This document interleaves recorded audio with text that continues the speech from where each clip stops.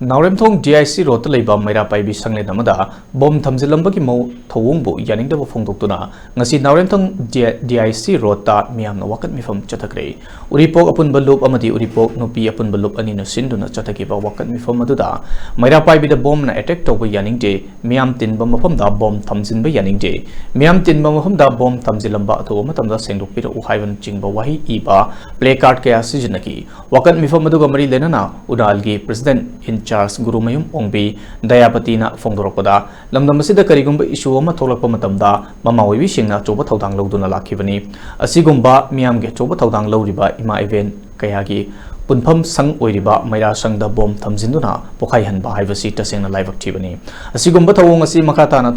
thokhandanaba wafam phongdokpaga loinana kanana karigidamak tawribano haiba sengdokpira uhaiba wafam thamlakli aduga koi haiba thogdo asi mi sokpa yaba panba yaba siba yaba thogdo ni aduga asigumba tamthiraba kiningai oiraba masak oiraba sigumba bom pokhaidana thambiramba haibase aikoi nupi oijaba aduga imaibel oiba koi kudimangna thamoi sokna nungaite sigumba thaba asi matungda amuksu tawaningde karigino haiba matamda miyam tinba mafam aduga aikoigi gano Meira Paibi Meira sang haibase ima mayam sina Homzeraga ahing mising khangzadana laipaki karigumba thogdok ama wathok ama tholokpa matamda sidaisida pundana akoi myamse kari tawgadagi haiduna tanazadana akoi pangjariba pangthokjariba aduguma mafam amani